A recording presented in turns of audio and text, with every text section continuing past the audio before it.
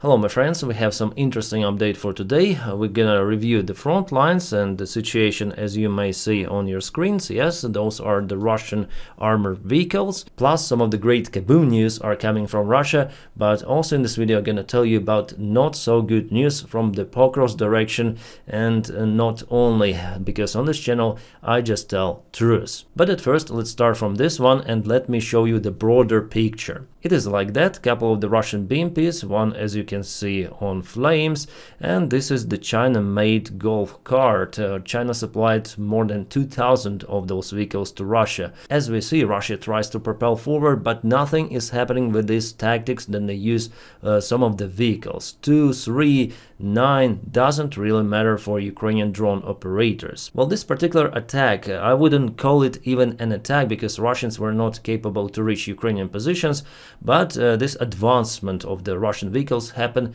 in Novoyelizavetovka, Donetsk Oblast, also not far away from Pokrovsk. Let me show you. So this is Pokrovsk and Novoyelizavetovka is located over here.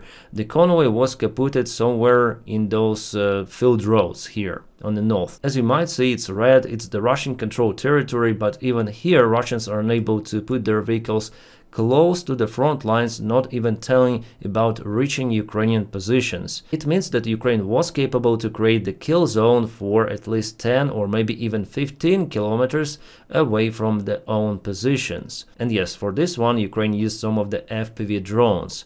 The 59th Ukrainian Brigade did the job and it is 10 out of 10.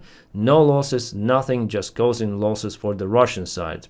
Fantastic. Also, there is the new video from the Konstantinovka direction. Russia tries to move their vehicles probably. This is the artillery system. You can see the barrel is here, and the Russians tried to tow this one. Well, they were kaputted. Also, they sent some of the BMPs on the roads and supply vehicles. All of that was met with, oh yeah, a couple of the motorcyclists. That's just the compilation of the Ukrainian Phoenix drone unit operation, and they operate with the help of the Spilnota Sternenko. So Sternenko, he's the biggest Ukrainian drone volunteer. He supplies drones to this unit. So the only tactics that still works for the Russian army is advancing with infiltration forces. Small groups, they just leak through Ukrainian defense, which is not consistent on the front lines, and I would say that the situation in Pokrovsk is not good for now, because Russians managed to get into the main train station yesterday. And there they even commenced the war crimes against civilians. I cannot show you this video fully, but they went to the main train station building and started to shoot everyone around. Unfortunately, there were some of the locals who still stayed in Pokrovsk, which is absolutely not good. So locals, I think they should evacuate from those kind of the places like Pokrovsk and not staying there. Ukraine cannot enforce them forcibly to leave their homes, that's why some people still stay there. But 90–95% as usual they evacuate. Judging on a drone image, at least one woman and 2 men lost their lives right on the rails because they were trying to cross from one part of the town to another one, and one woman was wounded. Well, later on Ukraine kaputted the building with the Russian soldiers inside, so you may say that there was some sort of the revenge. Yes, it was, but rest of the Russians, they're still out there on the front lines, and they do absolutely the same war crimes as those Russian soldiers who were kaputted. Well, the woman who was wounded, she was taken by some of the local guys somewhere, we don't know where. Our volunteer call sign Galandit, so Dutch, who is doing some of the evacuations from the front lines, and he also said that evacuation of that wounded woman is not possible because it is simply very dangerous to send any sort of the vehicles to Pokrovsk. That's why it's important for locals to evacuate from those hotspots which are at the edge of the front lines. So I don't know what might happen to that woman plus other civilians, because the presence of the Ukrainian armed forces in Pokrovsk, it is very limited. There's still some of the basements, blocks, buildings where Ukrainian infantry could be located, but it's absolutely not too much, and from one side it is good. because, for example, defending Bakhmut was a mistake done by Ukrainian Army Command. In Bakhmut, Ukraine had the most of the losses, probably only comparable to the summer counteroffensive of 2023. Ukraine learns on its own mistakes, and that's why Pokrovsk is just partially controlled for now. I would say that that entire settlement is located in a gray zone. And according to my information, based on the pictures coming from the Russian drones, because I monitor Russian publics and Russian Telegram groups as well, so there was the video showing Ukrainian soldiers, 2 of them, surrendered to the Russian drones. You may find it also on Twitter because it was reposted by some of the journalists, and it happened here in the central area of Pokrovsk. But now the situation is different because the Russian sabotage group was captured in the terminal building of the train station. Well, nevertheless, I don't think that Ukraine will be capable to control Pokrovsk for extensive period of time. Russian army is very close, they already entered the urban territory and they're very close to the multi-story buildings, and they continue to act with the small forces, 1, 2, 3 soldiers maximum. But that's how they move along the streets, and it's definitely hard to find where they are. Urban fights already in progress, and today I listened to Sternenko, Ukrainian volunteer. He has his YouTube channel, and he says that definitely situation is beyond difficult in Pokrovsk. This Russian tactics actually works, and the only hope I have just for this Lentovichi village where Ukraine tries to counterattack, and that is how maybe the supply line could be cut, but it depends on the Ukrainian command and the risk of this operation. But Ukrainian presence is out there. So Ukraine is successful in the Dobropilya direction, but here in Pokrovsk, the situation is not good.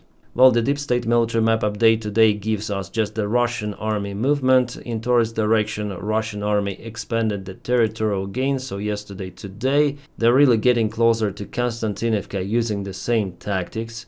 Also, not good update is coming from Kupiansk, where Russian army is confirmed to be presented in the central part of the settlement. So yesterday and today we have this update. This is entirely the gray area, but red area means that Russia acts more or less freely with main forces. As for Pokrovsk, Deep State gave us the updates 3 days ago, this Russian movement. So in general, Ukraine is successful in hitting the Russian vehicles, Russian convoys, but still it is very hard to control those small sabotage groups of the Russian army, and that's how Russians manage to propel. But using this kind of the tactics, Russians might move only very slowly. And now to the good news. We have this report from Novokubashevsk refinery in Saratov, Russia. As you may see, it is on fire again, and I think it's already 7th strike on this refinery facility. It is very, very big, one of the biggest refineries out there in Russia. And it looks like yesterday the strike was definitely a successful one. Putin says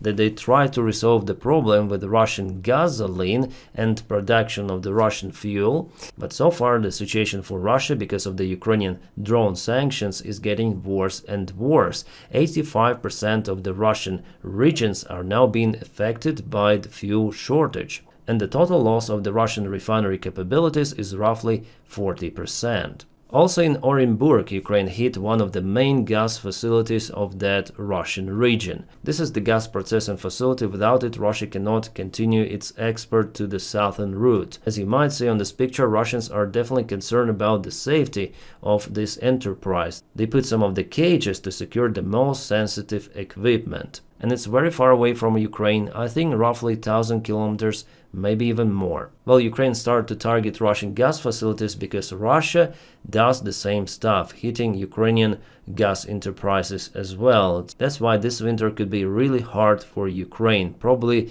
the hardest since the beginning of the war. Even nowadays there are some of the blackouts, including the capital city of Kyiv, because of the shortage of energy. And what we have here is the Ukrainian primary drone unit. They hit some of the radar. I can see Russians probably tried to mask it, but it didn't happen. So there was the drone strike. How successful it was? Well, probably this building with radar was damaged. It is called a wild-eye radar, and probably it's stationary one. Sometimes Ukrainian army is using those ultralight airplanes, converting them into drones to operate behind the front lines.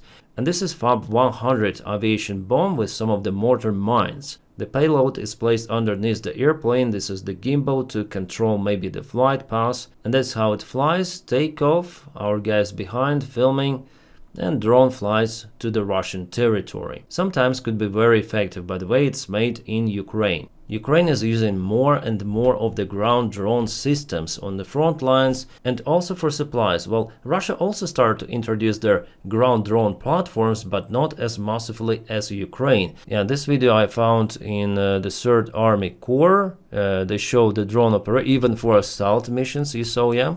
For evacuation for supplies elsewhere, there are multiple of the ground drone platforms. Combat drones, engineering drones, kamikaze drones, all kind of the stuff. And that might actually minimize the Ukrainian army losses. I see it as the next step in this war and in the future wars that ground drones will be presented absolutely elsewhere. They'll be used as the platforms for the drone launchers, for everything. And Ukraine here is one step ahead of Russia. Well, Russia has the resource, it has an ally like China. China has the resources and technologies, and they may produce those drones absolutely massively. And I think that China might supply those drones to Russia like they did with the China-made golf cart. So this is must-have for the future army, or even for the current army, but for Ukraine it is more critical because with this stuff Ukraine may have less losses and Ukraine has less army men compared to Russian side. So it's very, very crucial,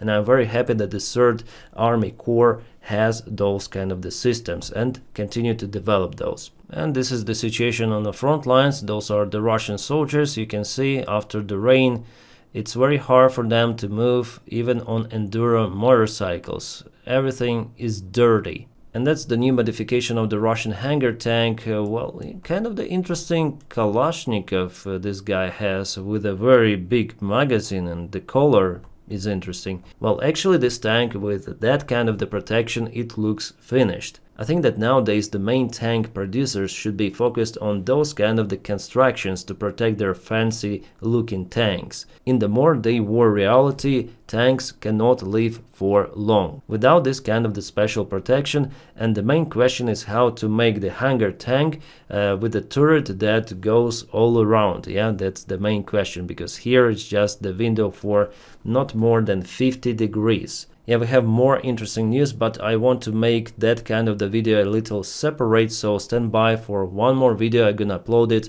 in a few hours. And thank you, my friends, for supporting me on Patreon and also membership of the channel. If you want to support the job that I do here daily, please check out the link below where you may find my Patreon, or just click join here on membership. My friends, thank you for making my job possible. I wish you all a peaceful sky wherever you are, and have a great time.